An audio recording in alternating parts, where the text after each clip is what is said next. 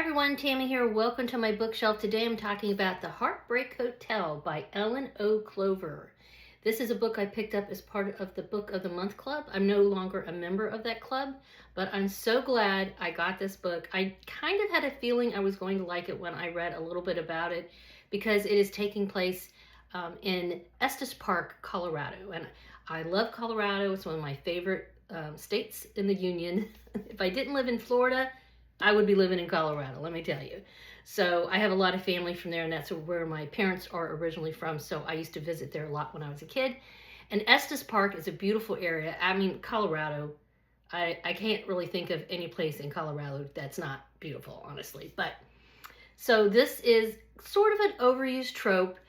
We have the main character here, Louisa, who she gets dumped by her longtime boyfriend, who is a famous musician, rock and roll star type thing.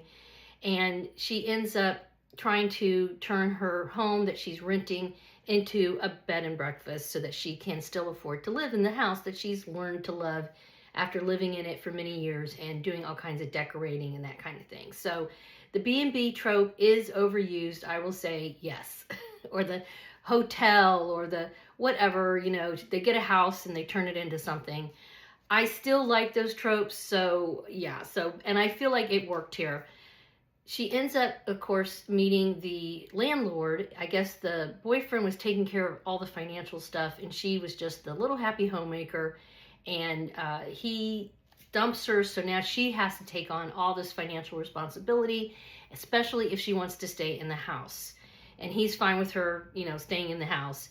He doesn't want to stay. I mean, he travels, so it's like not a big deal anyway. It's not a huge, thing for him to give up for her, honestly. He's kind of a jerk.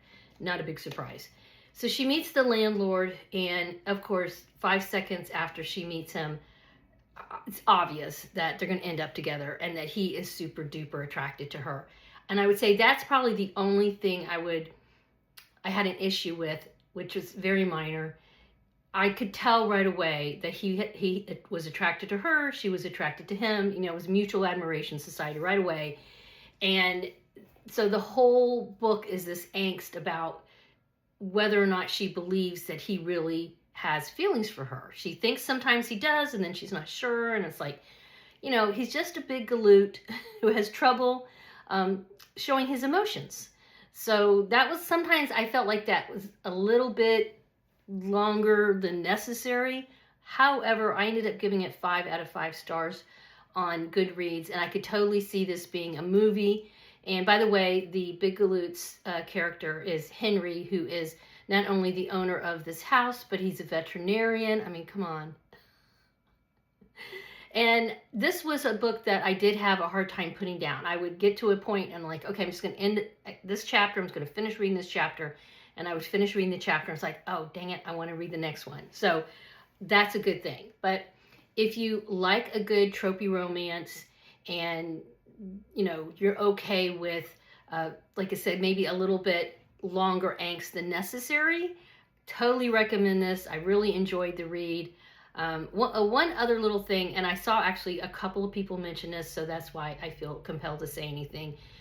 There was one situation in here where, again, the use of the they pronoun is included, and it did cause me a little bit of confusion a few times.